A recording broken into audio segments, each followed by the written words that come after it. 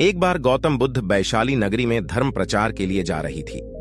जब यह नगरी के बीचों बीच से गुजर रहे थे तो उन्होंने देखा कि कुछ सैनिक तेजी से भागती हुई एक लड्डी डीएचकी का पीछा कर रहे हैं। वह डरी हुई लड्डीएचकी एक कुएं के पास जाकर खद्दी ही हो गई। वो हाफ नहीं थी और प्यासी भी थी। बुद्ध ने उस बालिका को अपने पास बुलाया और कहा कि वह उनके लिए कुएं से पानी निकाले, स्वयं बीबिए और उन्हें भी पिलाए। इतनी देर में सैनिक भी वहां पहुंच गए। बुद्ध ने उन सैनिकों को हाथ के संकेत से रुकने को कहा।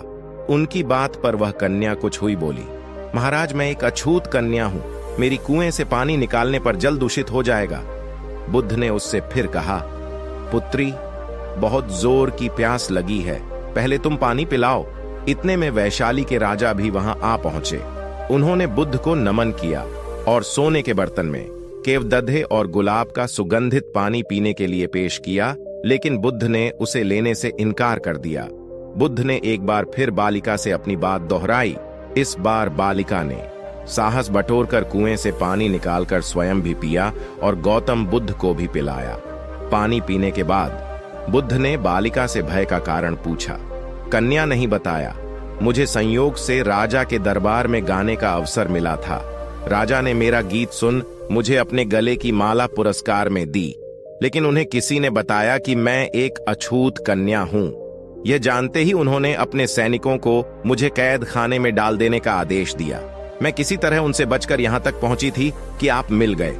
इस पर बुद्ध ने कहा, सुनो राजन, मैं चाहता हूं कि आप मेरी इस बात को हमेशा याद रखें कि किसी भी इंसान की पहचान उसके धर्म या जाति से नहीं, बल्कि उसके गुणों और कर्मों से होती है। जिस बालिका की मधुर कंठ से निकले गीत का अपने आनंद उठाया, उसे पुरस्कार दिया। जिसके कार्य इतने अच्छे हैं वह अछूत हो ही नहीं सकती। यहाँ पर नीची सोच और छोटे कार्य करके अछूत होने का परिचय तो आपने दिया है। इसलिए मेरी नजरों में यह कन्या नहीं बल्कि आप अछूते हैं, वैशाली नरेश। बुद्धि के सामने शर्मिंदा होने के अलावा और कर भी क्या सकते थे। उन्होंने बुद्धि से क्षमा मांगी और वहां से चले गए।